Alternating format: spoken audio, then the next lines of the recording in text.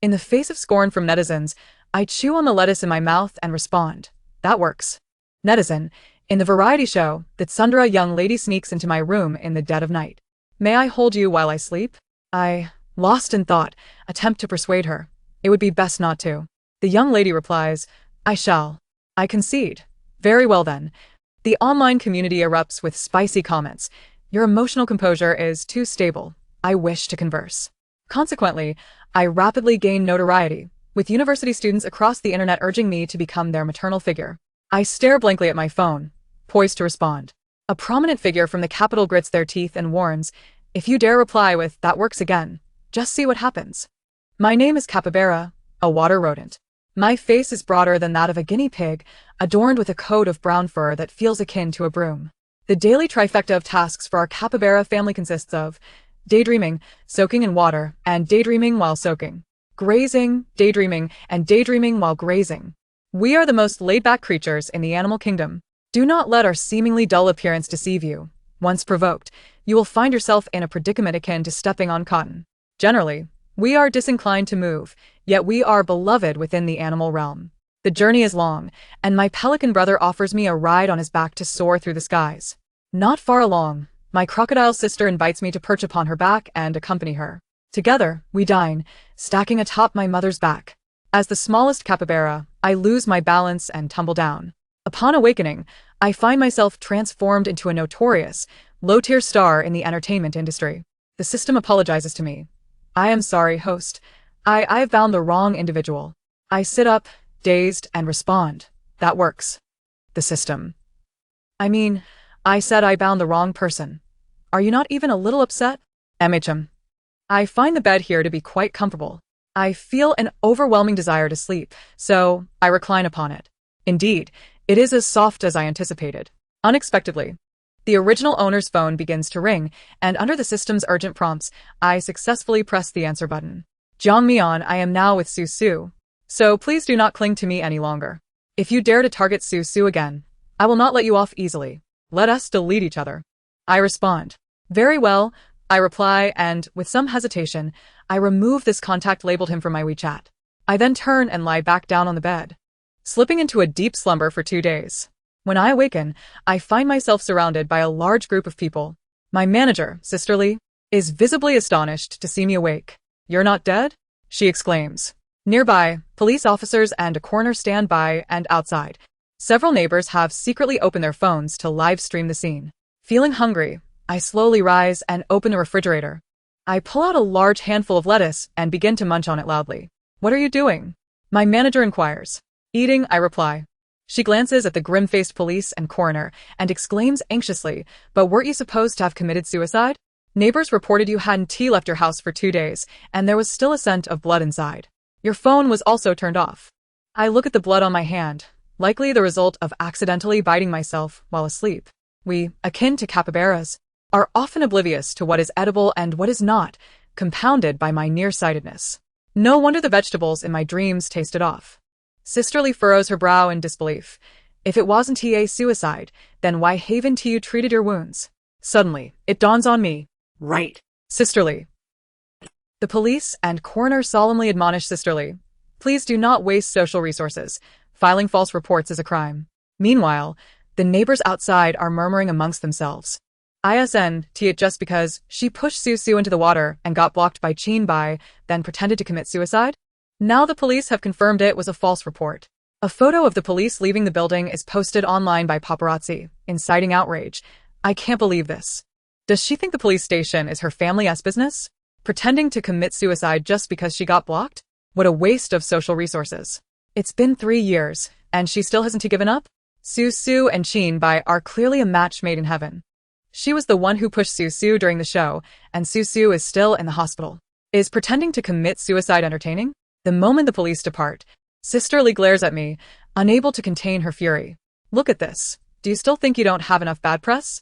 My phone screen displays my trending topic, shock. Jongmyeon pretends to commit suicide after being blocked by Chin. Below it are 999 negative comments. Sisterly looks at me with exasperation. Do you even want to continue in the entertainment industry? I'm fine with whatever, I reply. She falls silent for a long moment before burying her face in her hands. Forget it. Let it all be destroyed. You have a variety show to attend tomorrow, and both Su and Bai will be there. Since you've trended today, the audience for tomorrow's live stream will surely be substantial. Just be careful. Regardless of what you do, you will be criticized. Just eat well, sleep well, and speak less. Your intellect isn't high, nor is your emotional quotient. If it were anyone else, they would have been furious by now. I obediently nod. All right. It is indeed in our capybara nature to eat well, sleep well, and speak less. However, the remark about my intellect and emotional quotient does strike a nerve. The next day, I carry the suitcase that Sisterly has prepared for me to the filming location. The system provides me with a crash course. This is a reality show centered around love and survival, featuring the female lead Su and the male lead Bai. The original owner was Bai's gold-digging first love who, after breaking up with the down-and-out Bai, entered the entertainment industry, but remained mediocre. It was only after Bai graduated from university that he was serendipitously discovered by a talent scout and skyrocketed to fame. The original owner repeatedly clung to Bai, gazing at him with longing eyes and blocking him at the makeup room door to reminisce about their past. Ultimately, this led to Bai's disdain, and her dark history was unearthed by netizens, turning her into a notorious figure. Out of jealousy towards the close interactions between the blossoming star Su and Bai. In this love survival reality show, she further entrenches herself as the antagonist, exacerbating the relationship between the male and female leads, ultimately leading to her own downfall. After the system's explanation, it even apologizes to me, as according to the plot, I am not expected to survive long. I nod in acknowledgement. Living or dying, either outcome is acceptable to me. There are 4 male and 4 female guests. The male guests are the wealthy heir and domineering CEO Zhao Jingji, the top-tier star Bai, the acclaimed actor Zhou Yan, and the influential figure Xia Xiao. The female guests are the popular star Su, the affluent young lady Wang Yu, the multi-million follower influencer Lu Kiki, and myself. Upon entering the island, we immediately enter the realm of live streaming. The male and female guests gradually make their way into a makeshift straw hut, introducing themselves to one another. To foster a sense of intimacy among the guests, the production team suggests that everyone refer to each other by their nicknames. When it is my turn, I earnestly state, "You can just call me Capybara." Laughter erupts from several of them, including Xia Xiao across from me, who also bears a smile. However, at that moment, the comments section erupts. "This is hilarious. Just seeking attention. Isn't she trying to catch my brother's eye? Don't be absurd. Everyone has a nickname. And Jiang Mian merely shared hers. How does that draw your brother's attention?" Jiang Mian truly has a knack for being criticized no matter what she does.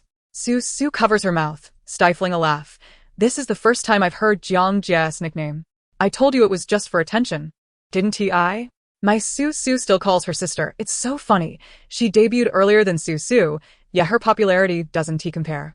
I do not notice the comments, instead observing as several guests engage in casual conversation, beginning to assign tasks. I sit to the side, lost in thought. I am so hungry. What will we eat for lunch? The production team communicates with us solely through a single black pager. The final results are announced, and I am paired with Xia Xiao, tasked with searching for food in the woods. Su and Bai are paired together to gather sticks for cooking. The wealthy young lady Wang Yu and the heir Zhao Jingji team up to locate the supplies left by the production team, which include drinking water, pots, pans, and blankets. The last group is responsible for constructing a few simple beds within the straw hut. Su kindly inquires, "Jiang Laosher, do you have any objections?" I nod.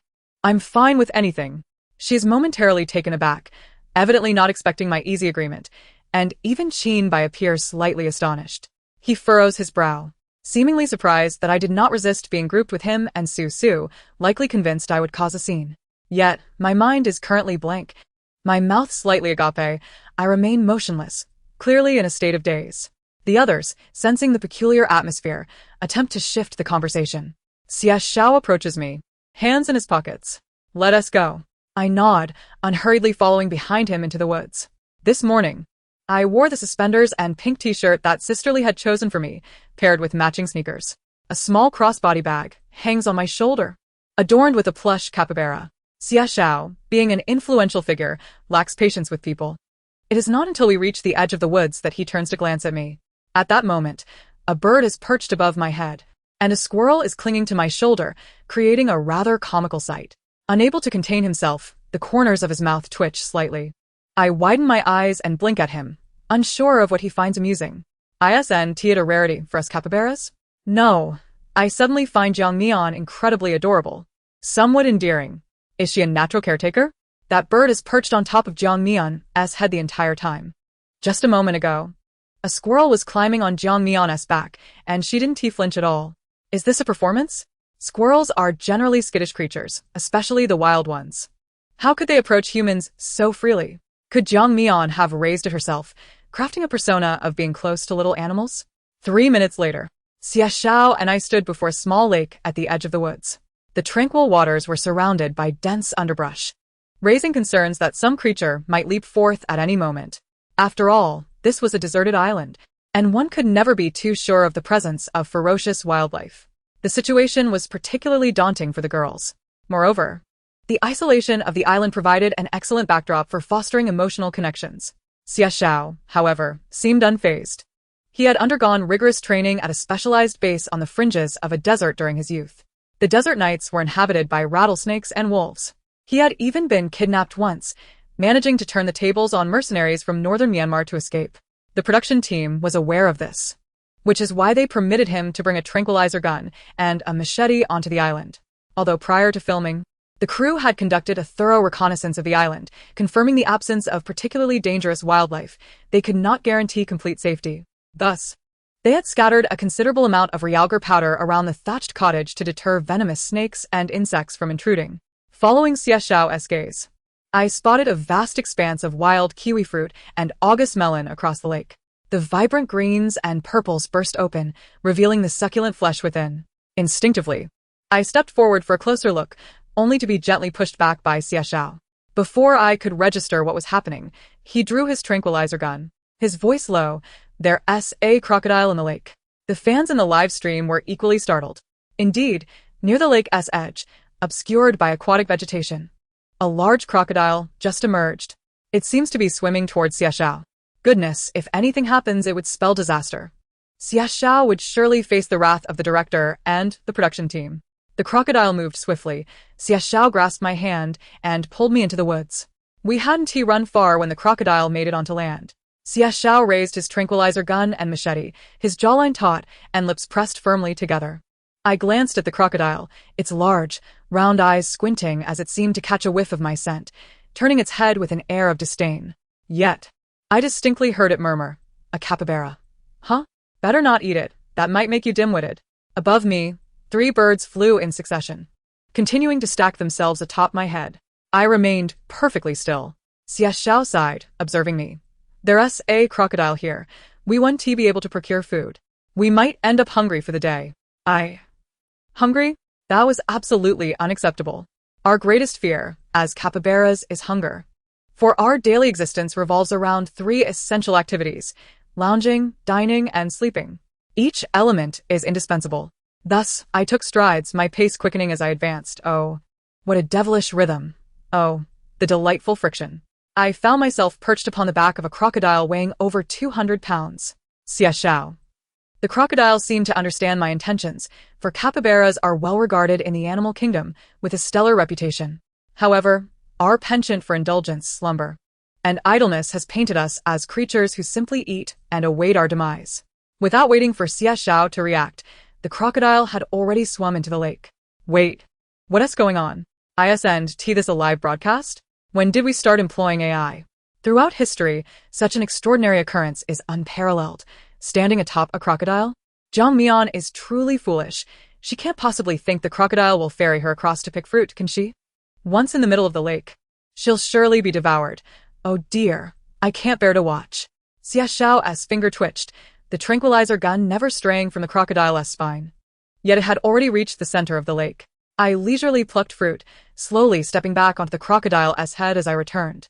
She actually came back. Her bag is bulging. She must have genuinely gone fruit picking. Wait, have crocodiles turned herbivorous now? Impressive.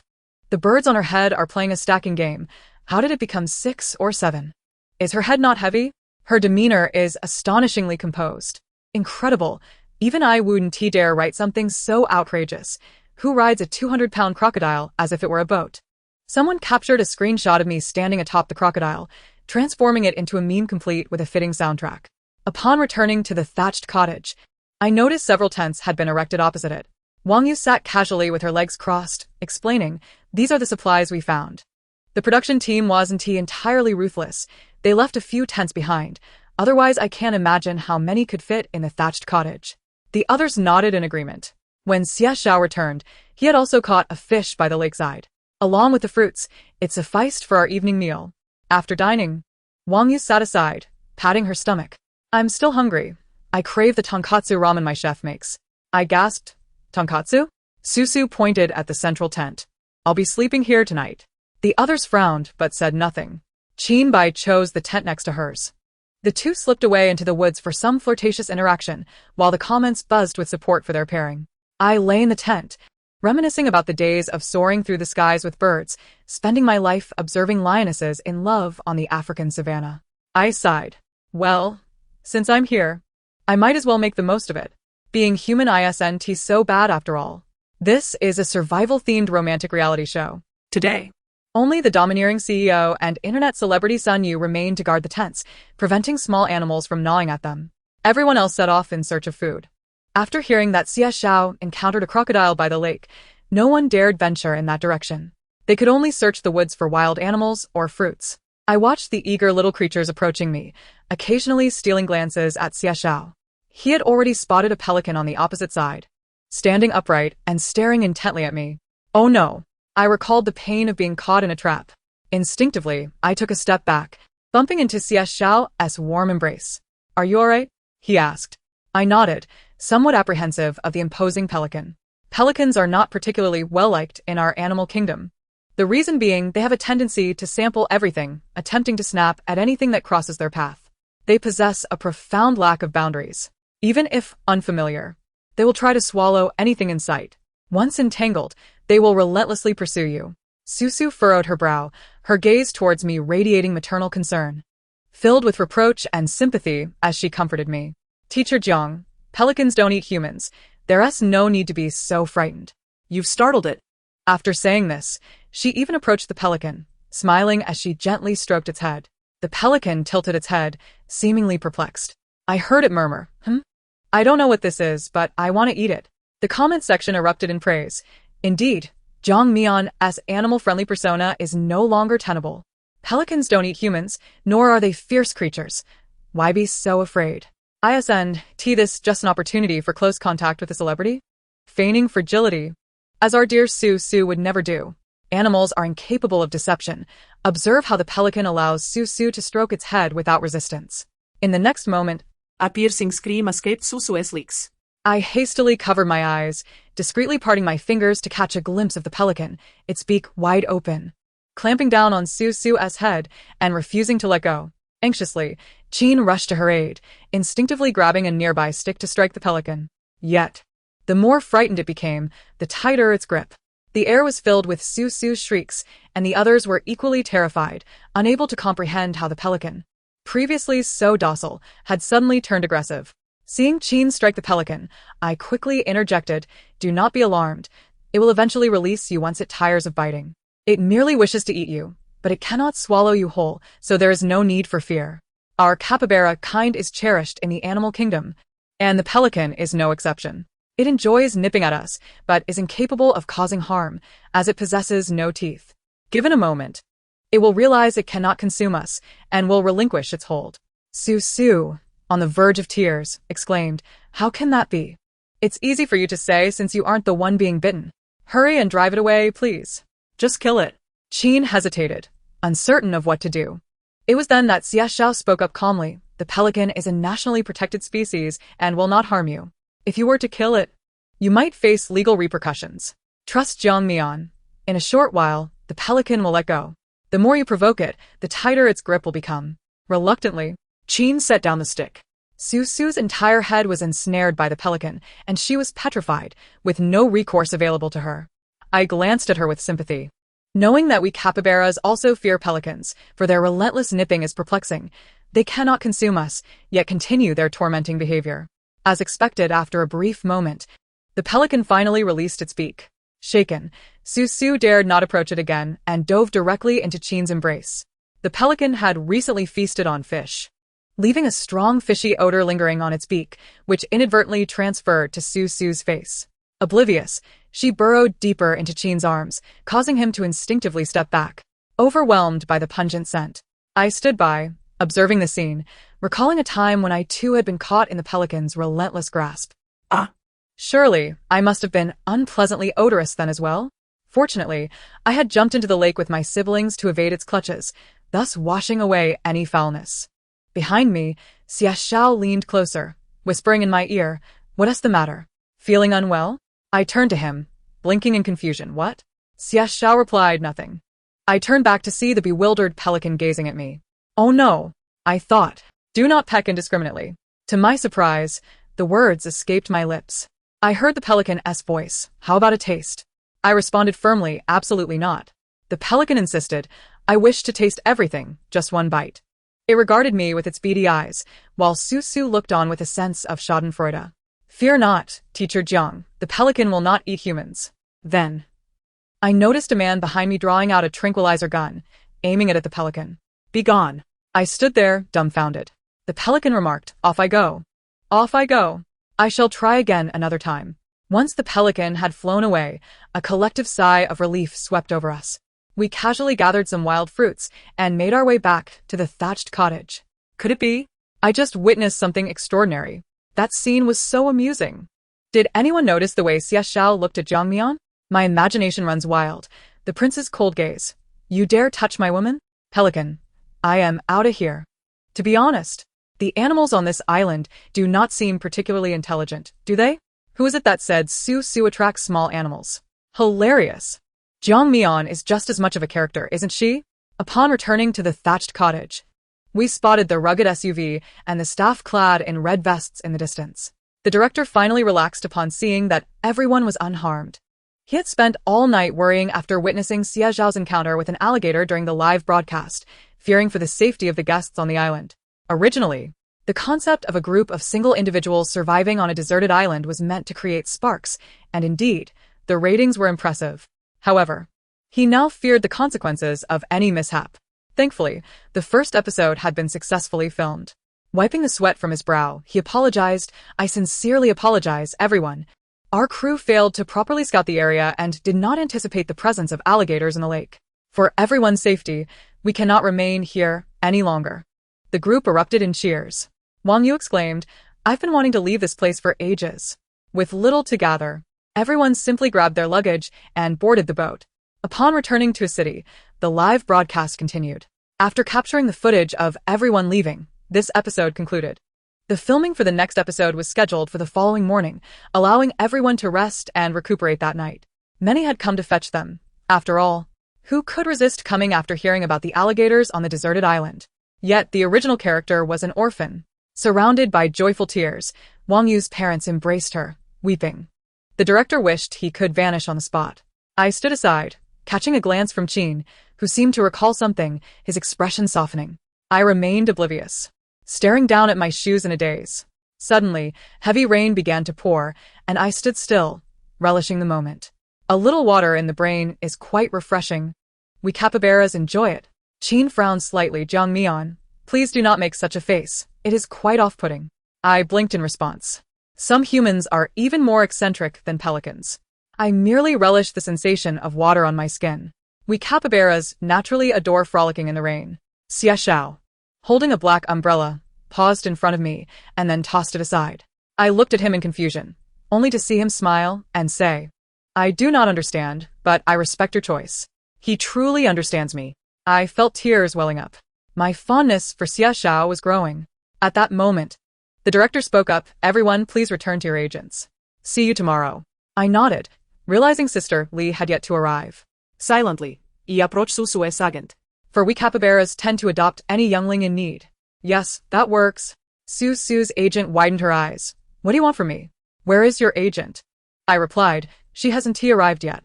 The comments flooded in. Laughing to death, her mental state is far ahead of others.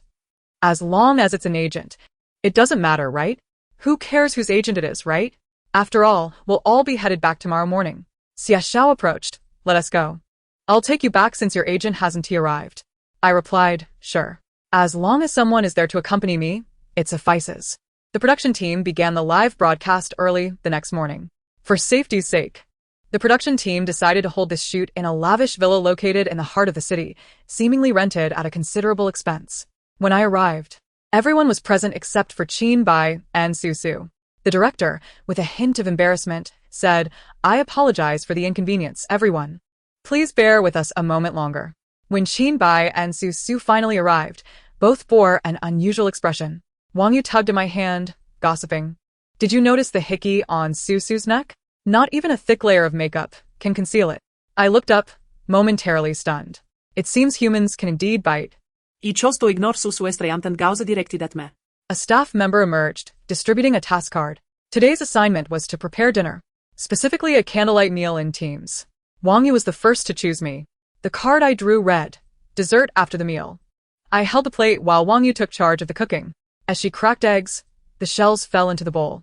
Silently, I used chopsticks to fish them out. When it came to pouring flour, it spilled onto the floor. I fetched a vacuum cleaner. Yu, increasingly anxious, finally completed the cake and was about to show it to me when she was accidentally bumped by Su from behind. The cake splattered onto my apron. Yu felt as if the sky was falling. I might as well slap myself awake in the middle of the night. "It's truly all right," I acknowledged, understanding it wasn't intentional. I nodded. Then I grabbed a piece of cake and offered it to Yu. Surprisingly, it tastes quite good. Yu's eyes sparkled with delight. She turned to make another batch, this time with utmost caution. The comments flooded in. "Isn't the young lady supposed to be delicate and unaccustomed to manual labor? Does such a woman truly have admirers? Come on, the young lady has a maid at home." Besides, Bai also flustered, having shattered a pot with a bowl. No one criticizes him. Is cooking truly the measure of a woman's worth? Those upstairs, don't be ridiculous. Yu already feels guilty. And stop dragging in whether someone would want her. You can't marry a young lady either, so what's the fuss? Mion's emotions are so remarkably stable. I wish I could have her as my mother. Honestly, those scenes made me furious. I must say Mion's composure is truly admirable. After dinner, the dessert received unanimous praise. Upon emerging from the shower, my phone chimed with a message. The young lady transferred me 10 million? The bank transfer note read, "Private Marseille, I'm sorry, it was not intentional." She truly couldn't sleep. I returned the money. It's fine. However, I received a friend request from an unfamiliar source. It was from Bai. "I apologize. I didn't know it was my mother who forced you to break up with me. It was my fault. I also know about Su. She slandered you. Mion. Can we still be together?" I hesitated, as I was not the original owner and had no insight into her thoughts. Yet, I understood she was a girl who loved fiercely and hated just as passionately. "No, you cannot. She has passed away. The child has died. Will you nurse it back to life?" This line was something Yu had taught me. Bai replied, "Don't curse yourself. I know you still have feelings for me." I promptly blocked him. This time, I executed the action with far greater proficiency than before. In the dead of night, Yu knocked on my door, rousing me from sleep. The urgent knocking would prompt a frown from anyone. I responded, "Coming." Upon opening the door, Yu dashed in, clutching a pillow. "I can't sleep. I'm coming to sleep with you." I yawned, closed the door, and lay back down. Yu turned over. "Can I hold you while I sleep?" I, momentarily dazed, advised, "Perhaps it's best not to." In a fit of stubbornness, Yu immediately wrapped her arms around my waist. "I will." I relented. "All right then." The room was equipped with cameras, and a few late-night viewers in the live stream commented, "This sister's emotions are so stable." So, did she resist or not? Sigh. I declare myself a fan of Mion from now on. On the final day of the program, the director unveiled a surprise, bringing out cards for a game of truth or dare after dinner. The questions posed were particularly piercing. We formed a circle, and as the bottle spun, it eventually pointed directly at me. Su snatched the card placed in the center, a smug smile adorning her face. "Sister Jiang, what do you regret the most?" "Me?" I sifted through the original owner's memories, perhaps understanding her unwavering attachment. During my university years, I juggled multiple part-time jobs solely to support my boyfriend's education. I never truly enjoyed my university life.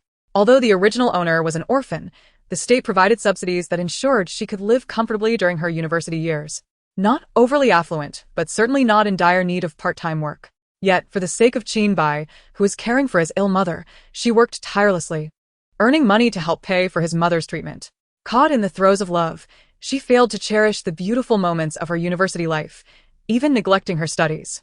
Consequently, after graduating, her lack of acting skills and connections, despite her looks, left her as merely a minor player. Had it not been for her entanglement with Chinbai, she might not have been remembered by netizens at all. Chinbai's complexion turned pale as he silently cast a glance my way. Susu, a bit flustered. Seemed to realize something, hastily trying to rectify the situation. Then why did you break up initially? I pondered for a moment. Because he topped his classes. And his mother insisted I leave. Chinbai panicked, abruptly standing up, disregarding the ongoing live stream. It seemed everything had become clear. The reason the original owner clung to Chinbai was now evident. The viewers fell silent, as the details of my past with Chinbai had been thoroughly unearthed. After sharing, I felt the last remnants of obsession within me dissipate completely. At that moment, the system informed me. She did not wish to remain any longer. Hence, she forcefully requested to escape this world. Comment streamed by. So that is how it is?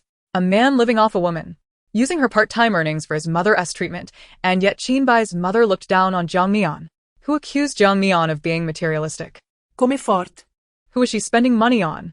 And why did she initially push Su Su away? Come on. Wasn't there a video released showing Su Su falling on her own? You all don't believe it? My cousin verified it. It's not edited. This couple is utterly disgusting. Neither is commendable. Let us just end this. That night, everyone departed in discontent. The director wisely cut the live stream. In the middle of the night, hunger struck. Groggily, I rose to seek food, the kitchen being open plan adjacent to the sofa. After a thorough search, I found little in the fridge. Turning around, I noticed a figure lying on the sofa illuminated by moonlight. So pale. Pale enough to eat. I approached directly and bit down. A sharp intake of breath startled me. Only then did I realize it was Xia Xiao lounging on the sofa. I blinked and glanced down at the part where I had bitten him. It was on his chest. My face flushed crimson as I contemplated apologizing, only to see the man swiftly lift me into the adjacent room. Sure, someone's coming. Wang Yu's voice echoed from outside. I still can't sleep. I'm going to cuddle Jiang Mian to sleep. Xia Zhao's expression stiffened. Has she been sleeping with you these past few nights? I nodded. He chuckled. I'd like that too. I asked what? He released my waist. Nothing. Oh. Back in the room, I noticed a cup of water by the wardrobe. Presumably left by Wang Yu. I gulped it down. But where was she? Hadn't she just come looking for me? I instinctively stepped outside in search of her. Feeling the warmth of the alcohol coursing through me, I could not locate Wang Yu. All I could hear was her voice emanating from Zhao Jingji's room, accompanied by heavy, labored breaths. I knocked on the door, but there was no response. Reluctantly, I returned to my room, where I found a figure already lying on the bed. Huh. When did Wang Yu come back? Wasn't she in Zhao Jingji's room? I lay on the bed, tossing and turning, unable to sleep despite my overwhelming fatigue. In a daze, I found myself snuggling up to the person beside me, feeling the heat emanating from him. In the dim light, I was astonished to discover it was Xia Xiao. What was he doing here? I instinctively recoiled a little, but I couldn't resist and lunged forward to embrace him. I nibbled at him for what felt like an eternity, uncertain of my own desires. The repressed man emitted a husky voice. You took the initiative. The following morning, I stealthily exited Xia Zhao's room, my neck marked with ambiguous traces. Opposite me stood Wang Yu, who had also sneaked out, her neck similarly adorned. She stared at me wide-eyed. What happened? You didn't drink the celebratory wine I bought for you, did you? She had thought to indulge just before leaving, taking advantage of that man. I nodded. She looked guilty. We should be together, right? I'll take responsibility for you. Is it really possible to handle it this way? Idaklina Junli. No. Wang Yu lowered her head. All right. But how was Xia's technique? I replied, lousy. And yours? She asked. Equally terrible, I admitted. Suddenly, the doors swung open, and two men with grim expressions stood at the threshold. Wang Yu and I exchanged a glance and hurriedly retreated to our respective rooms, locking the doors. After the recording of episode 18 concluded, Li Jia learned of my previous proximity to Su Su's manager and arrived with unusual enthusiasm, 2 hours early, waving at me from a distance, as if fearful I might again associate with someone else's manager. Once in the car, she excitedly pulled out her phone to show me the trending topics surrounding me. Look. All these hot searches are about you, she fervently advised. As artists, we cannot be aloof. We must frequently engage with our fans. I nodded, glancing at the comments on the screen, scrutinizing them one by one. The current fanbase was divided into 3 segments. The first comprised those fiercely shipping the CP of me and Xia Xiao. The second clamored for me to be their mother, with trending phrases like, "If my mother's emotional stability were like Jiang Mian's, I would never have been beaten in childhood." I nodded in agreement. We, like capybaras, never fought or struck anyone, merely gazing at each other, and the first to leave would be deemed the loser. Essentially, our moments of anger were fleeting, resulting in nothing more than the expression of a dead fish. Our mental state was equally languid. We capybaras never resorted to violence. Yet it mattered little for us. Losing was quite satisfactory, and winning was equally agreeable. The third segment sought me to divulge the secrets to emotional stability. I quietly posted a Weibo message sharing our capybara secrets to emotional steadiness. Spend more time daydreaming, sleep plenty, indulge in snacks, and fret less. If you cannot change the world, then lie down. It is said, learning without thought is labor lost. Thought without learning is perilous. After years of hardships, I close my eyes and drift into slumber. A 10-year grind yields a sword. A 5-year turn reveals its edge. Knowing the tiger lurks in the mountain, I retreat and beat the drum. This is a state of mind. Once posted, fans immediately responded. What a beautiful state of mind. No matter who collapses, she remains unscathed. She has no house to collapse. Learned a lot. Xia Xiao also retweeted my Weibo. Don't lead the children astray. Wang Yu commented. I didn't expect Jiang Jia to be so cultured. I nodded silently, slipping my phone back into my pocket. Upon returning to the apartment, I opened the door to find Xia Xiao seated on the sofa, with a suitcase beside him. Li Jia widened her eyes, stating, "The CP I ship is real." I responded, "Huh? You ship it too?" Li Jia teased me and Xia Xiao with a knowing glance before cheerfully exiting the apartment. Outside, Xia Xiao rose and enveloped me in his arms. "Sweetheart, I'm here to claim my title." I gazed at his slightly narrowed eyes, instinctively sensing trouble. No. He unfastened a button, revealing a well-defined chest and nestled his handsome face against my neck. Fine. A few days later, when Xia Xiao took me back to the Xia residence, the atmosphere was palpably tense.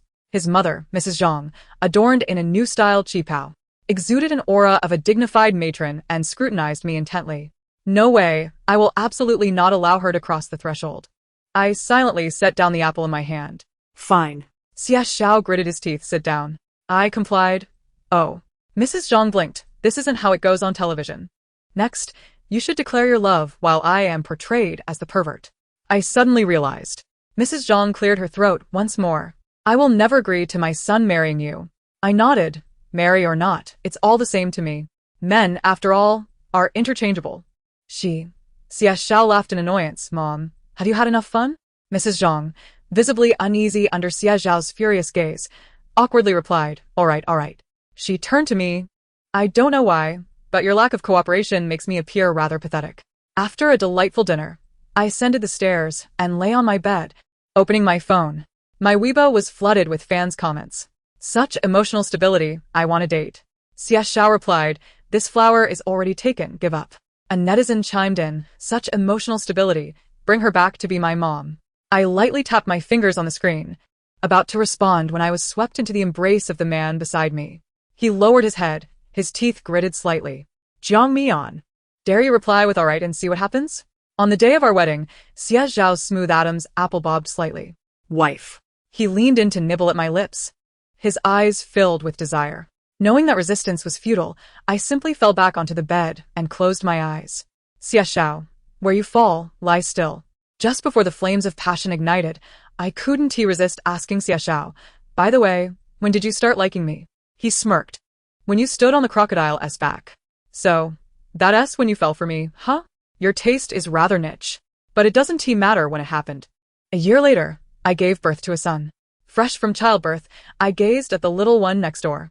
If you couldn't be born, then fine. Since you are here, you must learn to be independent. The surrounding doctors and nurses were left speechless. Is this what a biological mother says? The little one exhibited remarkable emotional stability from a young age, rarely crying or causing a fuss. When hungry, he would hum and grasp the milk bottle to suck on. Our caregiver, Zhang Ma, chuckled, saying I had given birth to a divine child. Meanwhile, Xia Xiao pressed his lips together, and once Zhang Ma departed, he cautiously lifted me and asked, Wife, do you think it's possible our son is mentally challenged? I replied, We capybaras often face doubts about our intelligence. It's alright. We've grown accustomed to it. We merely experience intermittent moments of ambition while primarily engaging in a leisurely existence. After all, living is quite pleasant and dying might also be acceptable. Furthermore, we capybaras adhere to two principles. We do not engage in urgent matters, nor do we rush through non-urgent ones. In summary, we simply do nothing. Yet, Xia Xiao remained unconvinced and took the little one to the hospital for a checkup. The outcome revealed that the little one was perfectly fine, albeit exhibiting an unusually stable emotional demeanor. In a bid to ascertain the reason behind his lack of cries, the doctor gently pinched his cheek, yet the child remained silent, breaking into a grin instead. Initially, the physician harbored doubts regarding his cognitive abilities, but the examination results confirmed that the little one was entirely normal. Finally, Xia Xiao felt a wave of relief wash over him. At midnight, unable to find solace in slumber, Xia Xiao suddenly embraced me, exclaiming, "Darling, tonight." I turned away, replying no. Xia Xiao tightened his hold around my waist. His handsome face nestled against my neck. "But I want to." Instinctively, I contemplated conceding, recalling the times I had been worn down to the brink of tears. However, I forced myself to remain silent, resisting my primal urges. "Not happening," Xia Xiao gasped, tugging at the strap on my shoulder, beginning to entwine himself around me, his breath ghosting over my ear. "I want it." A wave of softness coursed through my body. "Fine then." I heard his triumphant low chuckle. The story concludes here. Thank you for listening.